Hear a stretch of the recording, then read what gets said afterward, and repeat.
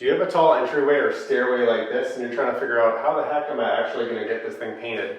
Well, let me show you how to do it.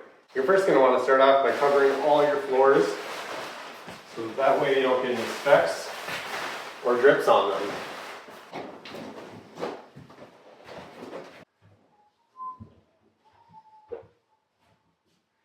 The next step will be grabbing some tape. I like to tape off all the railings or anywhere that I'm worried about getting drips or specks on. You also might want to cover your baseboards or any frames if you don't feel comfortable freehanding that.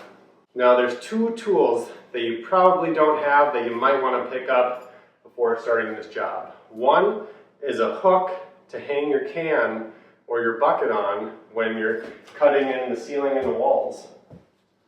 The next is a multi-purpose ladder. A lot of people have these, some people don't. These are going to come in very handy when you're doing a tall entryway, tall stairway.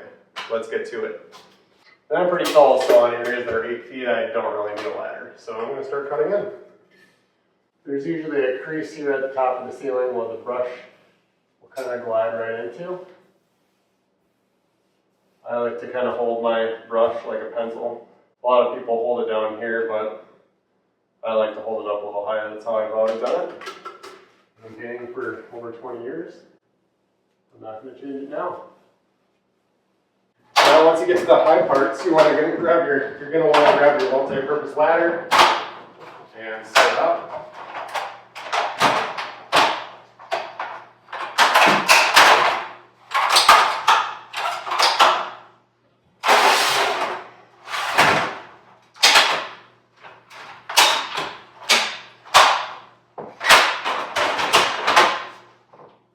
This section of the wall, I just lifted it up as high as it goes as a tall step ladder, and I'll continue cutting in the ceiling.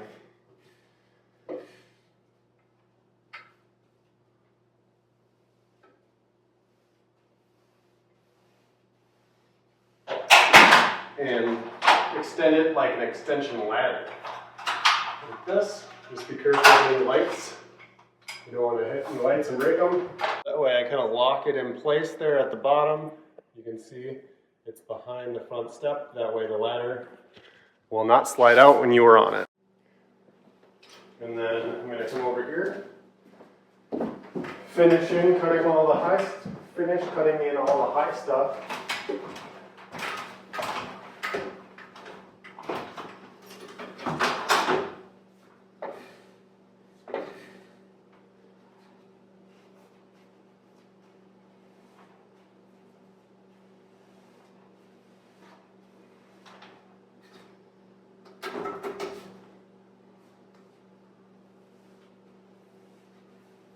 Now that you've gotten everything cut in with your brush, it's time to start rolling it out. So let's get to it.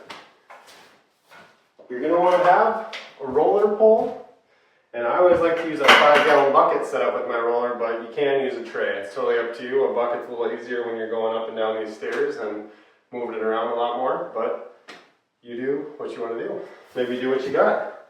So I'll connect my roller pole and get to it. Since this first section is just an 8-foot wall, I'm going to zoom past this quick and get this done.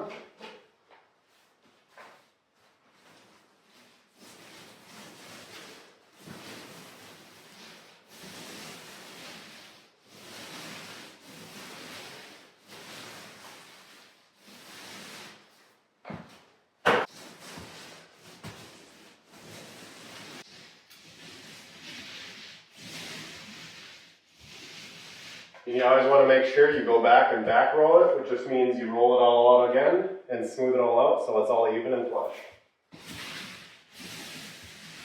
Starting from the top to the bottom, repeating.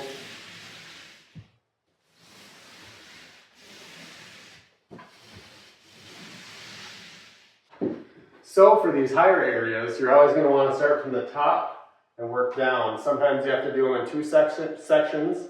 Sometimes you have to do them in 3.